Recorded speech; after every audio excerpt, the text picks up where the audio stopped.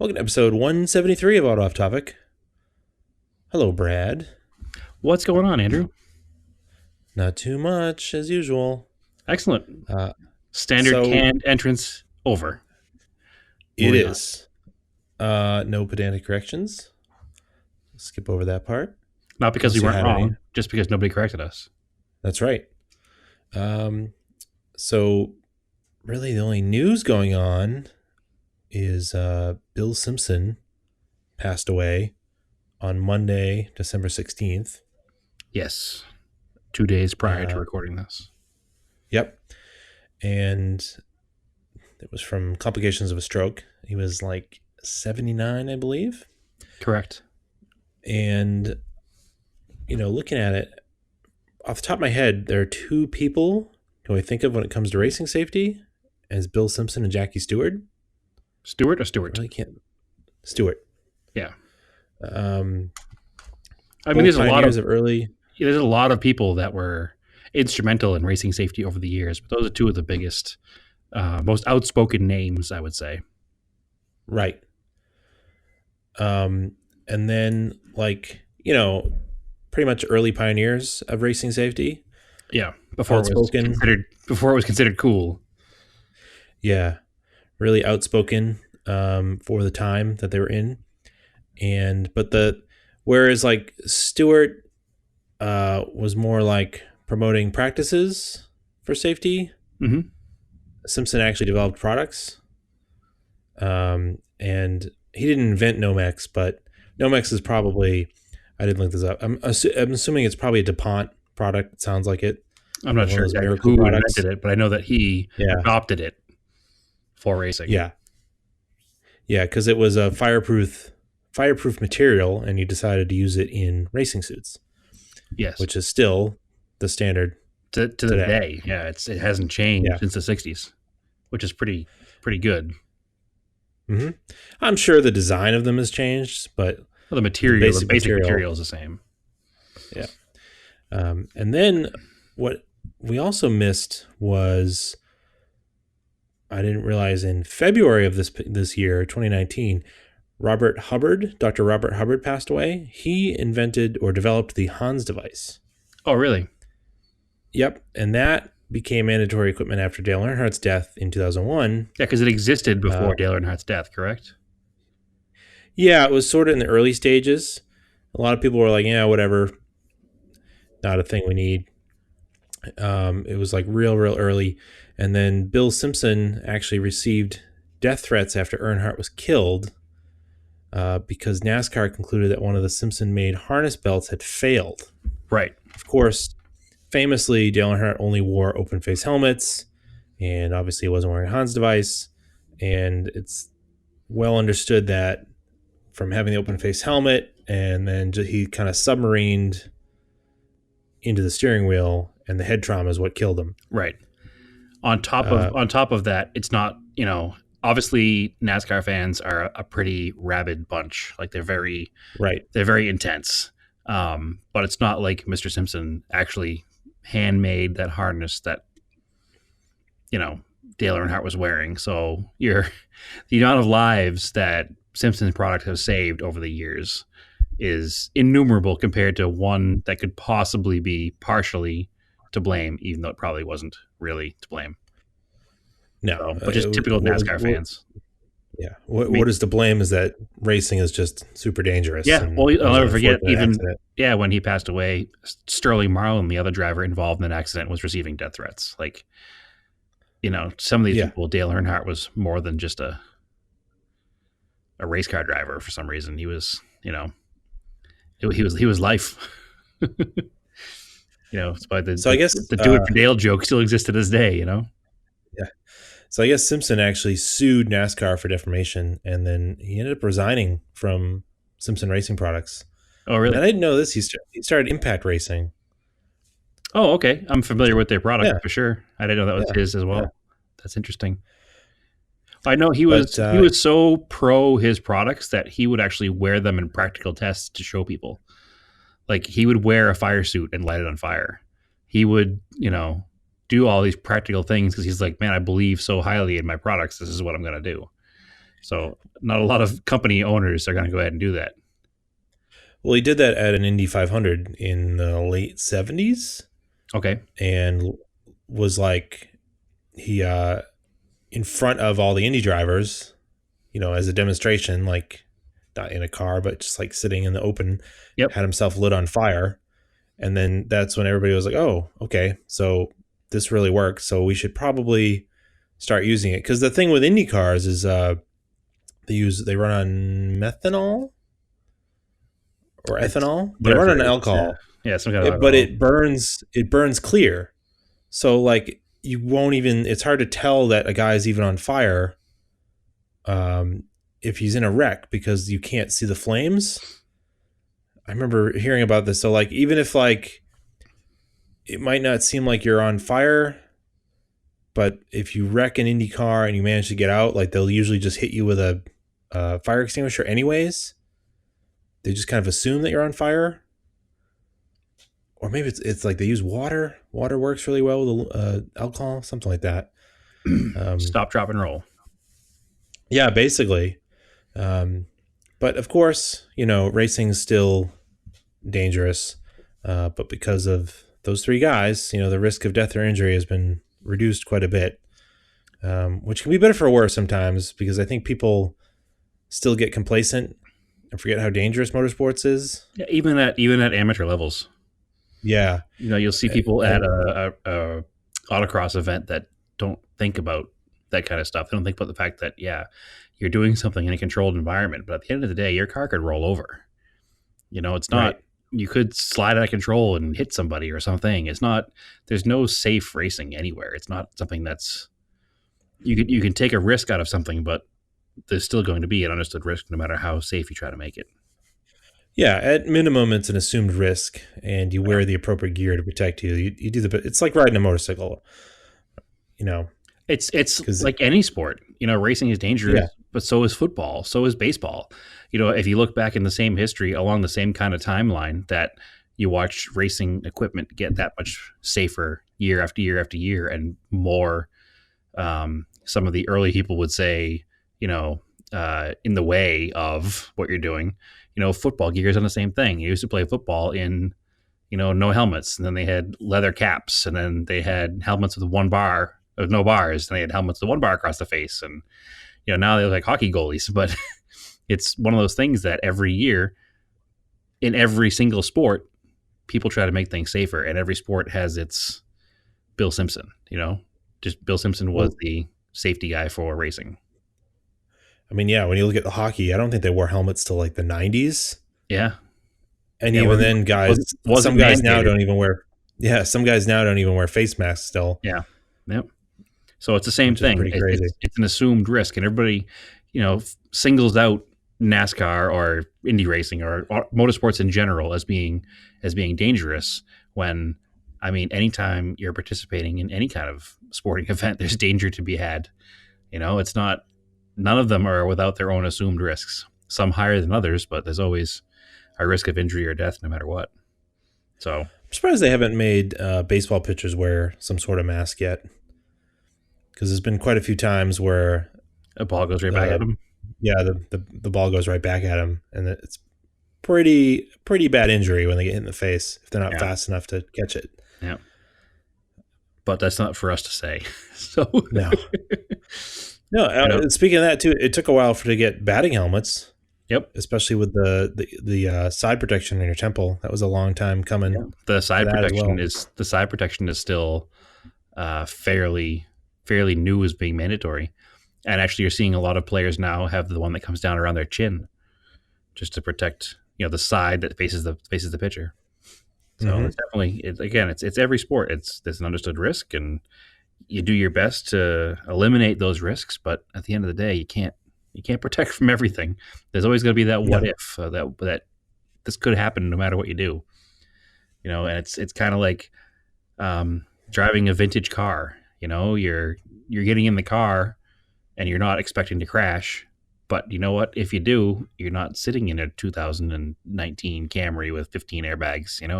yeah, It's if we just worried about risk all the time, life would be boring anyway. So I'm glad there are people that try to make things better and improve things, and help people still enjoy the things they want. So maybe that's the final word on Bill Simpson. Like, thanks for everything he did, and just gotta remember him for all the improvements that he made in the sports. Well, you got to figure before Nomex came along, your only option was like wool. Yeah. Because wool is naturally flame retardant. Well, you can look back to stuff from not even too long before, the Simpson era. In the '60s and even to the mid '60s, you'd see NASCAR drivers in t-shirts. Yeah, Just they get yeah, in the polo car shirt, and yeah, that's it. khakis. Yeah, there was no safety equipment. It was just get in the car and drive it. Hopefully, you Yeah, make it. and I don't even know what the.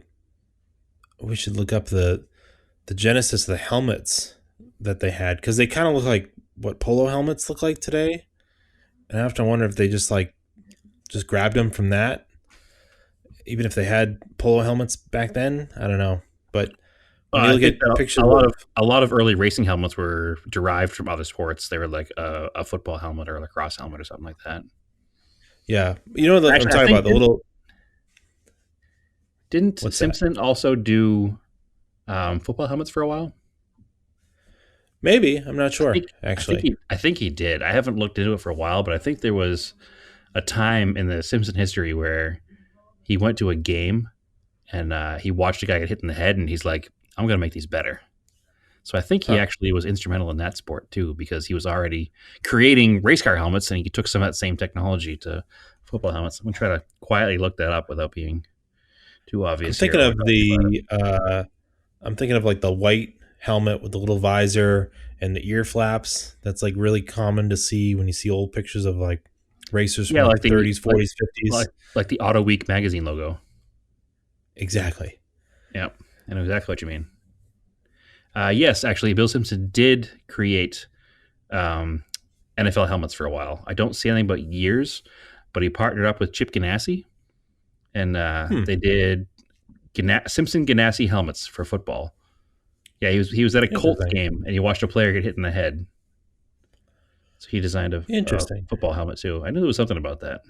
They didn't mention any of that in the obituaries.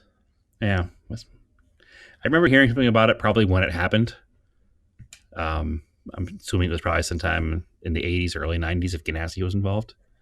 Hmm. But I remember hearing it, but I didn't know a ton about it. So there's not a ton of information about it on that particular page. It's like it also ran on a Wikipedia entry about him.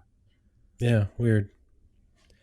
Well, yeah, that was pretty notable. I also read today about the RPM Act that is going through Congress. Okay. So it is called the House Resolution 5434 for the Recognition, the Protection of Motorsports, RPM Act of 2019. Um, so it's bipartisan. They want to amend the Clean Air Act to provide an exemption from certain anti-tampering provisions for certain actions for modifying a motor vehicle that is not legal for operation on the street or highway and is to be used solely for competition and other purposes. Apparently, building race cars is still illegal, just nobody prosecutes for it. It's illegal in the eyes of the EPA, so this bill wants to eliminate that gray area so that people who build race cars go racing. It's if the government ever wanted to crack down on them, they can't. So I didn't realize this was a thing, but I was reading about it today, and I thought that was pretty interesting. Yeah, I didn't hear about that. So how define illegal? So it's illegal to defeat like a Even if emissions you're equipment? build, yeah, even if you're building a car for off-road use, Okay. say a racetrack, you are still legally not supposed to remove emissions equipment. Huh. I thought I'd heard something about that recently where they were trying to make it so you couldn't build race cars and that got shut down by the SEMA lobby. Yep. So the SEMA lobby is also working on this. They support it. It makes a lot of sense because, really realistically, the amount of race cars there are using fuel and creating emissions is probably far less than, say, like all the goods being shipped overseas on giant container ships Well, or all the airplanes in the area. that's a whole other argument for a whole other day about car emissions versus everything else in the world. But that's certainly a true statement. There's probably the percentage of race cars versus everything else is negligible for sure. So, Yeah, exactly. I'm not to throw out too off topic here, but I'm going back looking at information about the Simpson helmets, the football helmets. Yeah. It's a recent thing. It's a currently in process thing. Hmm. I'm reading an article here about it from last year, where they have all these tests that the Simpson Ganassi helmets are safer than the currently used NFL helmets. But the Interesting. NFL hasn't allowed them to be used yet. Yeah, that sounds So about right for the NFL. they're in production. A lot of high schools and colleges use them, but they won't allow, NFL won't allow them to be used yet. So they're not there yet. And there's a bunch of quotes here from Bill Simpson because obviously, he was still involved with it last year. So it's a current thing going on right now that there is a 0.0079 concussion percentage with his helmets, which is like half of what the other helmets are. So that's interesting too. But NFL hasn't Hmm. allowed them yet. So I don't know if they need more testing or if it's a sponsorship deal or who knows what it is. Could be that they buy all their helmets from Nike or Reebok or somebody and they just have a deal. So, but nonetheless, they're currently not allowed to be used in the NFL. So I wonder if that's something that will change in the future, especially where the NFL, as of this year, seems a lot more focused on safety than it has been in the past. Right. They're a lot more, aware of CTE and concussion protocol and all that stuff. Seems to be a much bigger issue as of recent than it was even in not so distant history. So, Well, when you've got really significant players to the game retiring, saying that they simply can't do it anymore because they're worried about their health and their mental health, like it's stuff that they got to do, right? They're losing, you're losing viewership possibly because those people aren't playing anymore. right. The game suffers because you don't have really great players. Yeah. I mean, you're losing some great players, but there's always new players coming up. But you know what I mean. And then you have some high profile CTE cases too, like the Aaron Hernandez's of the world that, they did a scan of his brain and it was significantly damaged and he caused, all these crimes, it's like Maybe. could have been caused by the CTE. Who knows? I'm thinking of what was the other Patriots player that killed himself? Oh, I don't know his name. I know you're talking about. Yeah. But there's a lot of those. And that even goes to, what's his name? The BMX kid that ran for Rally for a while, Dave Mira, right? Yep. He was the same kind of thing. So anyway, Yep. Interesting fact about Simpson helmets. I didn't know they were a current thing. I knew I'd heard it somewhere, but that's probably why there's not a ton of information yet because they're still a fairly new company. Mm-hmm. All right. So in less depressing news than CTE and head injuries. Right. Wear your helmets, kids. Yeah. Can you believe that Gran Turismo 2 came out on December 23rd, 1999? I cannot. 20 years ago. But I can hear my favorite game playing in the back of my head already. Right? Just thinking about it. Such a good intro. Yeah. And yeah, what a life-changing game that was for us. And I'm sure for a lot of people. The first game was really, really good. And that came out in like 97? Spring of, no, it was like 98, at least in the US. I remember getting it in 98.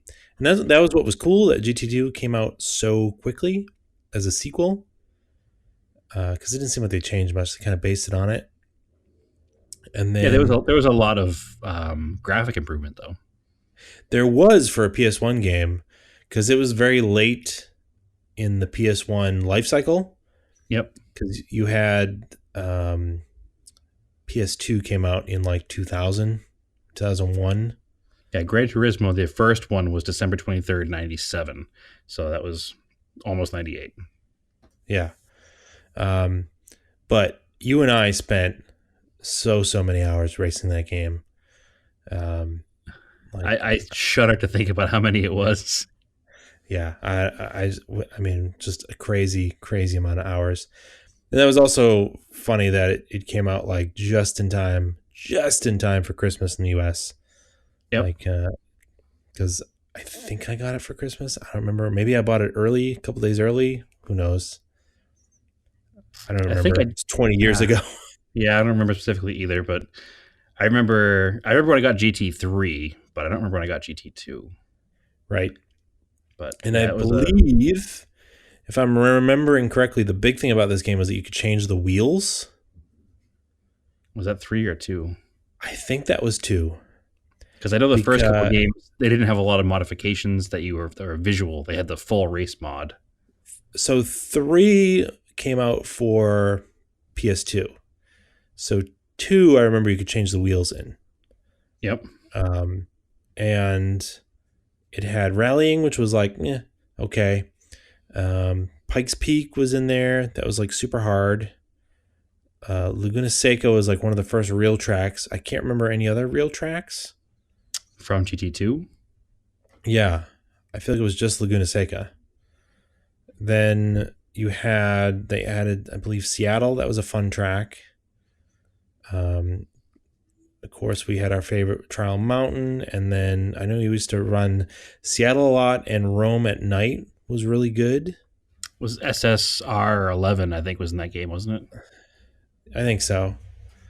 And we run Laguna Seca all the time, and then I remember like it was before. Now, like if you play Forza or the newer Gran Turismos, they have like the performance index when you modify a car, and you can Okay. modify cars that. What's that? I'm looking at a track list right now from Gran Turismo 2. Okay. So the ones that we did all the time, we used to Yep. run Seattle, Okay.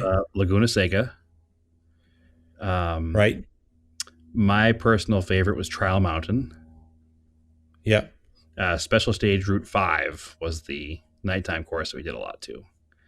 So Right. those are probably our main tracks that we raced all the time. It was Apricot Hill, um, Rome, as you said, Autumn Ring Mini, Deep Apricot Forest Hill. Raceway. Yeah. Oh yeah, Deep Forest was good. Apricot Hill. Yep. Man, what is the one that I'm thinking of in Forza then that's very similar to Apricot Hill? Man, I'm blanking on Yeah. it. It's I know what you're talking about. it was supposed to be reminiscent of Lime Rock before they had licensing for it. Oh my gosh.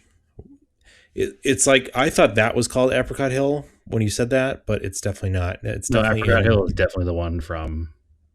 yeah.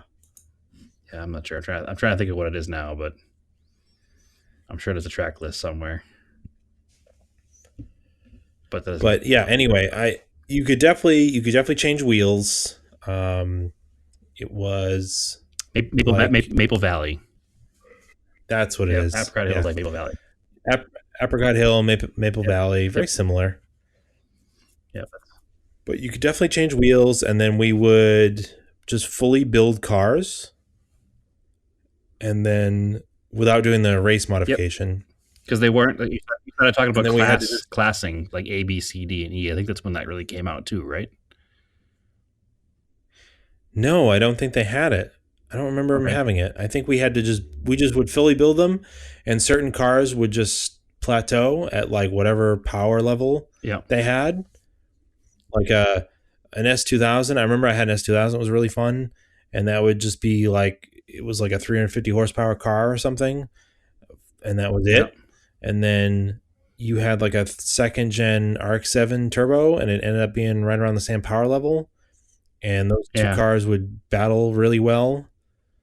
Yeah. We had the pairings that we always would run together. Yeah, They were like we just run the RX-7 and the S2000 and the third gen RX-7 and the Nissan Silvia, and there was always like right. just these pairings of cars that we ran all the time.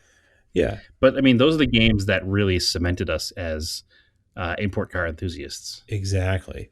Right time, right Because before place. that, we didn't have the, I would say, exposure as much to the import car stuff. No, No, no, It no. was right at the time that like Fast and the Furious was starting to become big, and all those dumb things that we didn't like. Body kits were still huge, literally and figuratively. Fast and Furious Um, was 2 years away at that point. yeah, but that's what I'm saying. It was starting to become that era of things. Like, so the other people's exposure to import car culture was different than somebody who played Gran Turismo. But it, Somebody who was exposed to import car culture through the Fast and the Furious, through Super Street, through Nope, through all those things, was not going to have the same taste as somebody who was introduced to it through Gran Turismo. yeah, but Gran Turismo aligned with the taste that we had from reading Sport Compact Car, which was that Yep. OEM plus, look, go fast or suck mentality. Yep. Where it was like the car looked cool because it had nice wheels and was lowered, but it also had a lot of performance underneath, and it wasn't all body kit. I mean, Sport Compact Car had some questionable stuff in it at the time too. They had some of the body kit cars and some of the bad wheel cars, and there was some. It wasn't all roses looking back on it. I've seen some issues that I'm like, ugh, gross. Yeah, but it was I pretty can good. see why my father made fun of me. Why my father made fun of me for reading this, but at the time, you didn't really realize that, and obviously, we never got into that whole No. um, tuner scene, Nope scene, hot import nights scene because it just wasn't our thing. I think a lot of what built our taste over the years was we were raised around muscle cars and hot rods and street rods and um, just that whole culture of that, and then getting into some of the same tastes there with imported cars. So it just kind of made a different exposure to us. So we didn't never got into that stuff like that. But I definitely I credit Gran Turismo with a lot of my weird car knowledge for sure. Yep. A lot of my weird Japanese car knowledge, especially. Then the other thing Who else knew what a Sylvia was? the other thing I remember from this game was the DualShock controller. That was like a big thing because it went from your normal PlayStation controllers, which were kind of small, and then they added these analog sticks, and then they ended up using. They didn't come out with analog buttons till I think the second version of it, but I think because I remember it made steering in the game easier because otherwise you had to like tap on the D-pad because it was just a digital button. It would just go like all the way. Yeah, I remember the phrase "tappa tappa." Yeah, we said it all the time because you got a steering wheel, and I was like, I'm just content to tappa tappa the buttons all day. Yeah, and then the like X button. I don't think it was it wasn't analog yet, so like you had to like tap the X button. Like if you're in a full drift in the car in GT3, you had to like tap the X button because you couldn't like just plant it. Yep. Yeah, because it was an all or nothing button. It was an on-off switch. It wasn't. It wasn't proportional at all. Yeah. Until I don't think that was until GT3, probably, right? Yeah, the PS2 had the analog controller, fully analog. Yeah. Just like things to tell your children. Remember, I had to use digital controllers. I didn't have these fancy analog controllers to play video games with. Yeah, well,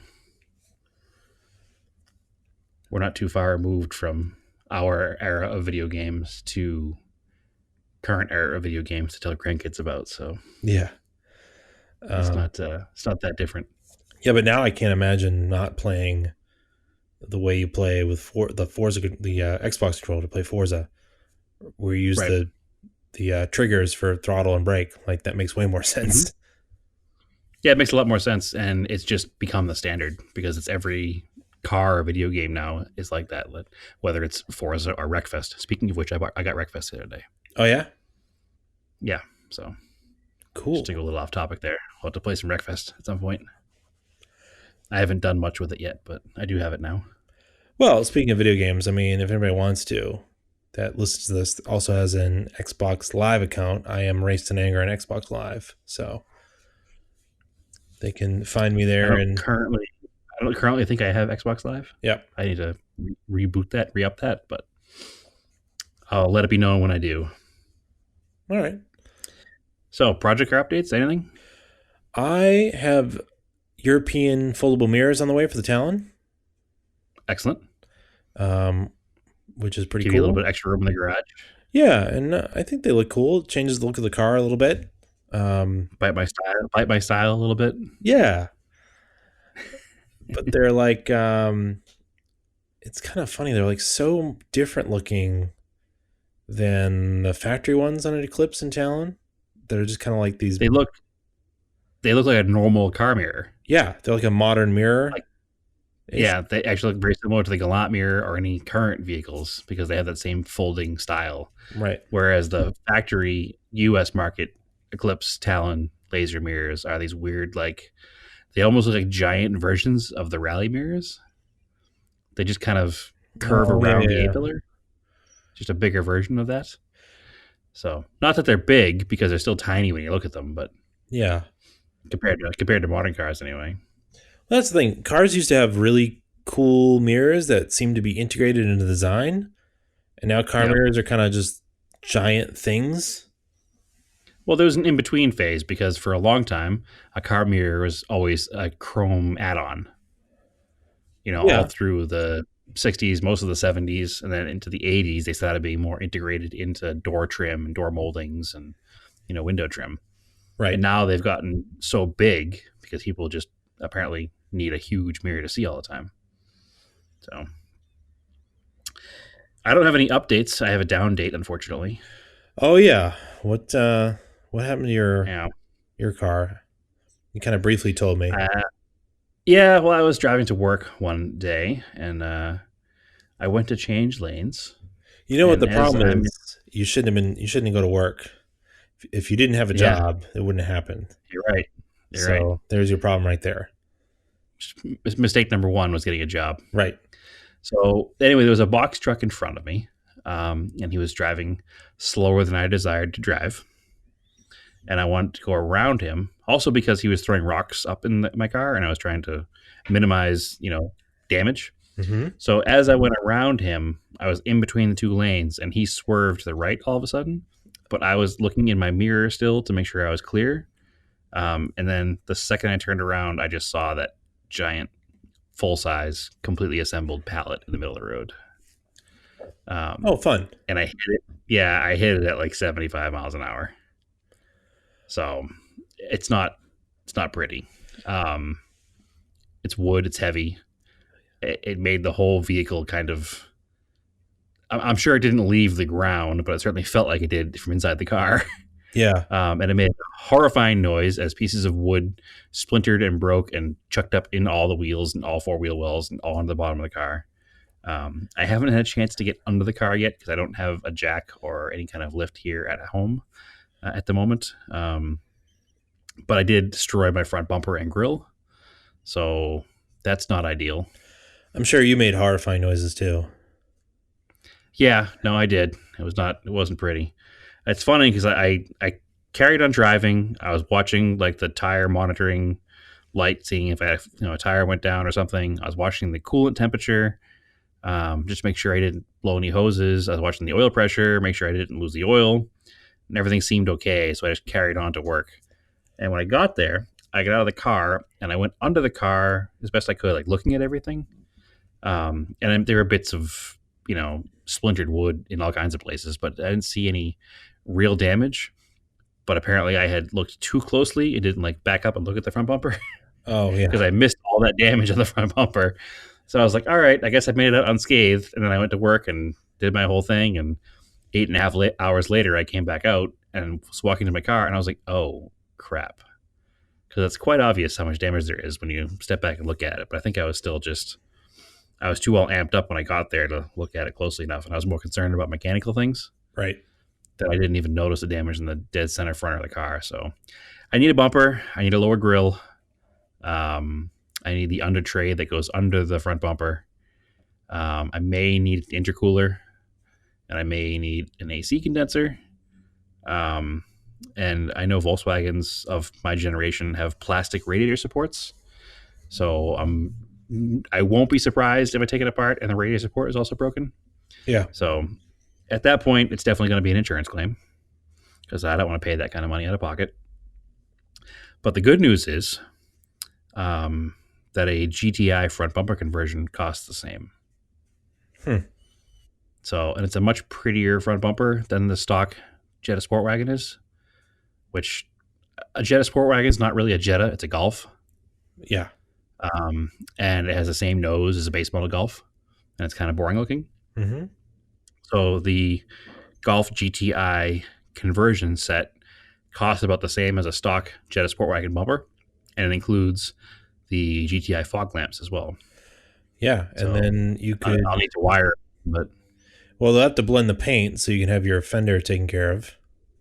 they would not blend the paint under the insurance company because it's a bumper to a fender. I know, but But I can definitely get that. I'll have that clear coat spot taken care of while it's being repaired. Yeah, you'll throw in the extra money for that because it's. Yeah, exactly. They're already mixing up the paint. Ultimately, that's as an auto body employee, that's the worst phrase. When somebody says, "Why you have the paint out?" Because they expect you to fix every little spot in their car for free. Oh, why do you have the paint out? That's not how it works. So yeah, while they have the paint out, I'll have them fix the fender. While you're in there. Yeah. So, but now the more I think about it, and I think about this GTI front conversion, and I'm like, well, you know what's going to look weird?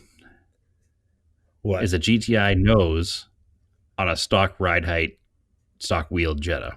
Okay. So, you know what? I think clear a pallet is a lower Jetta wagon. Listen, I've been driving though for quite a few years, and in all those years of driving, I've never hit a pallet before. I came close to hitting a ladder one time on my SI, and and it was like lengthwise in the lane, so it was really hard to see. And I luckily missed that in the lowered Civic. So, well, I the way I look at it is that I've been driving since I was 16, and I'm rolling up onto 39 now. So that's 24 years of driving ish, 23 years of driving, and I've never hit a pallet before. So, and 99.9 times out of 100, you see the object in the road and you avoid it. Yeah, exactly. If it's sitting still on the road. And this was just a perfect storm of I was changing lanes around a box truck and I didn't see it because the box truck was blocking my view, and I was looking behind for some to make sure I could change lanes. And when the box truck swerved to avoid it, it was just too late. So that perfect storm of events doesn't happen all the time. So my theory is that a GTI bumper Jetta wagon will look weird at stock ride height on the 16-inch stock wheels. Okay, fair enough. So it's a bit of a Pandora's box, but I guess that what I'm trying to say is when I do it, I'll probably have to buy wheels and suspension too. It's not as bad as I felt bad when my WRX fender liner just evacuated the wheel for some reason because the person behind me just absolutely annihilated the thing. At least they're kind of soft, but as a fender liner, it probably didn't do any damage. There's a little more on a fender liner. But anyway, so if I do the GTI nose conversion, I had been thinking about getting rid of the car anyway. So maybe that will convince me to keep it and make it a little more exciting. Yeah. It's a cool daily. And then so that's the other thing. So pallets are both the strongest and weakest thing ever at the same time. Yeah, so when you hit it, it does damage, but then when you go over it, it explodes into millions of pieces. Yeah, because I'm thinking of all the times I've had to break up pallets from working in parts departments, getting shipments, and throw them in a dumpster, and you don't just throw them in the middle of the highway.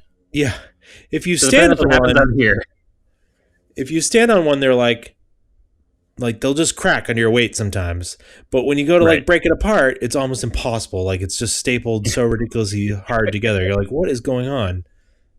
Well, that's one of the things I was nervous about because they use so many nails to hold these things together. I was nervous that I would have punctured a tire when I hit it, but it appears that I did not. So it's been 2 days and all the tires have air. So you have that great discount tire out there. So I do live legitimately right next to our discount tire. So if I do wake up with a flat tire, it's not a far walk. But anyway, so that's the plan with the Jetta. It probably won't get fixed for a while because I do have a $500 deductible. And I do want to make those changes when I do it. So it'll probably wait until after the holidays and after the suspension on the Eclipse, because those Yep. two things are more important. Because I do need to get the Eclipse ready for the probably to head to the Coastal Range Rally in March. Cool. So yeah, so I'd rather spend the money to make that car better versus fixing the stupid pallet damage on the Jetta right now. Well, So yeah. Do your at least do your inspection. Go over to our friend Ron. Go visit him. See if you can borrow his lift, and make sure everything's okay under it. oh And yeah, then you for can sure. go. I'm um not podcast friend, not podcast guest Jordan, but other Jordan is going to be doing a fuel filter for me actually on it. So Oh, right, right, right. when we're doing the fuel filter, we'll check the bottom of the car. So, and if I don't get a chance to do it there, then yes, I will go visit Ron's lift and we will look at it there. So I'm sure there's something under the car, whether it be a plastic trim somewhere or damage on something. There's definitely something damaged on the car because the amount of force that that car took when it hit that thing was Mm-hmm. surprising. Surprising. It wasn't like hitting, paper. It was a Yeah. pretty substantial item. So it's annoying, but I guess it's part of the game when you're driving a car in a public road. Mm-hmm. So just hope it doesn't happen again. That's all. It's super annoying. Right. It's funny. Well, not so funny because I was actually going to drive the Eclipse that day. Ooh. I Well, was that going to thing's wash 3 miles my. in the air, anyways. So. It still would have done some damage. Yeah. So's the Jetta though. It's no lower. But I'm glad I wasn't driving the Eclipse because that would be more of a pain to find parts for, and I'd have been more annoyed. And just in general, I'm glad it was the Jetta, the sacrificial daily driver, right? Mm-hmm. That's why we have them, I guess. But anyway, that's the negative news. It will turn into positive news eventually, but between the deductible and wanting to change things after the fact, it probably turned into a $1,500 day. So Mm-hmm. it won't be right away. We will get there. But any other news today, Andrew? No, I just he keeps sending us pictures of Hot Wheels 850s. Yeah, How many you're up to? that's not an important number right now. I Because have found four. I have found four in the wild. I haven't So, found any around here. But I don't know, your density of like Targets and Walmarts out there is just way higher. so it is, but the problem is that the Hot Wheels collecting community out here is strong. Yeah. So we have a store that I took you to last time you were out here that just deals in Hot Wheels cars and like diecast cars in general. So they go to a lot of stores and they hunt all the good stuff all day to resell it for more money, which whatever.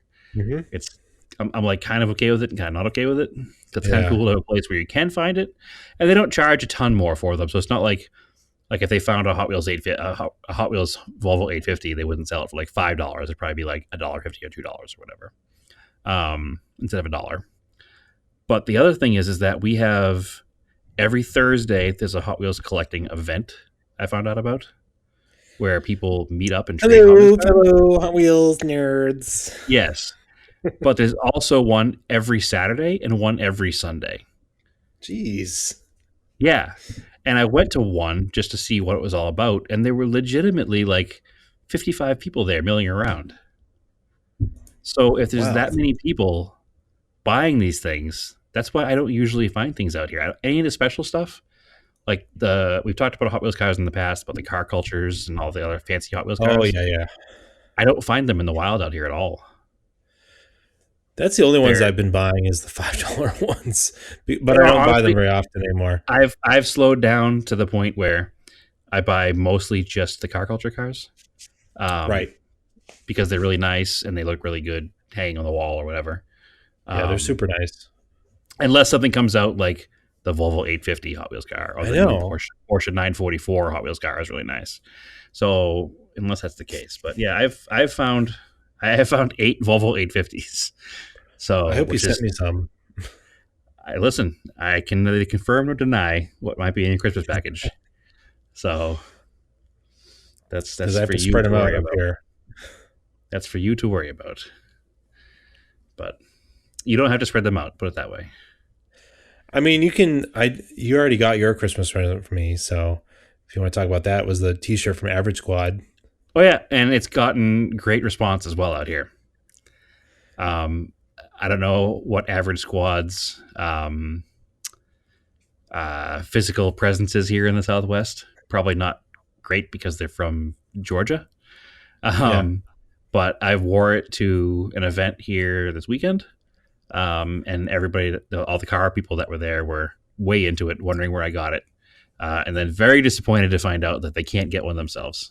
No, it's So limited edition. yes, it's the spoof of the Dallas Car Buyers Club. Yeah. The Dallas Car Buyers Club, is that what it is? Is that the name of the movie? I didn't really think it was a spoof of it. I just thought it's just a funny phrase they came up with, is dumb car buyers club. Anyway, so it's a picture of a wheel on the back and a sign that says "Dumb Car Buyers Club," and it's a super awesome shirt because if anybody is a dumb car buyer, you're looking at him right here. Oh, it's you. So, oh, it's definitely me. So I did have an interaction with a random person out in public while I was wearing it, which is also kind of awkward and weird. It does not normally happen with t-shirts. But I was um, at CVS, and the person behind me said, "Hey, what kind of car you drive?" And I was like, "What? What?" She's like, "Well, what kind of car you drive? It's dumb because my car is smart." And I was like, "Oh, Oh, good. okay." One of I was those like, people. "Yeah." I was like, "Oh, I just buy old cars instead of new cars, and my friends all make fun of me. So this T-shirt is fitting as I buy dumb cars." And she's like, "Oh, okay." And then she started telling me all about her um, Scion IQ, which is That a is a dumb car. well, no, it, by definition, it's called the IQ because it's the competitor to the smart car.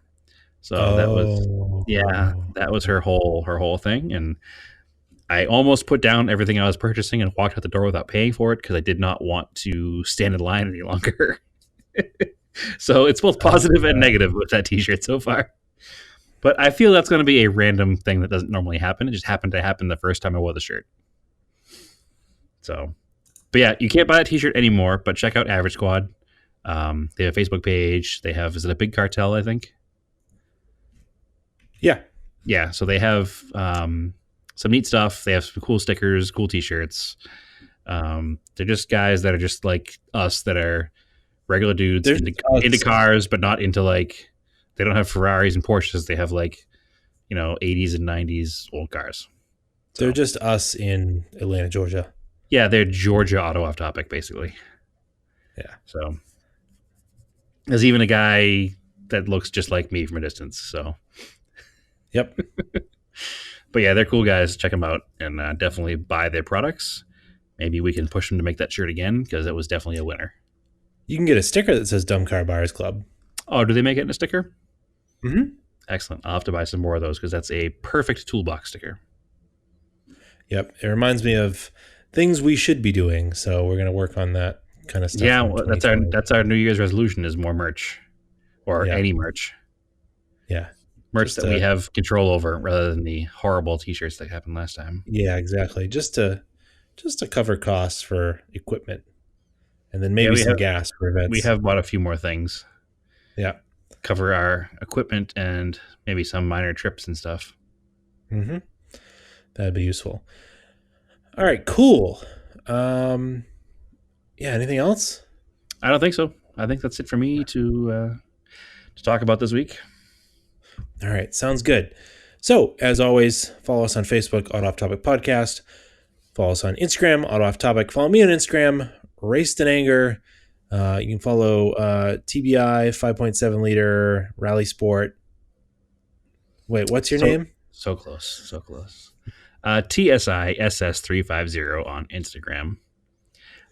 Also, don't forget to look up the Gearhead Project forums. And we talked about that last week. And hope to see some of you there. Sounds good. I've seen a couple of people come over. So keep cars analog and aim for the roses.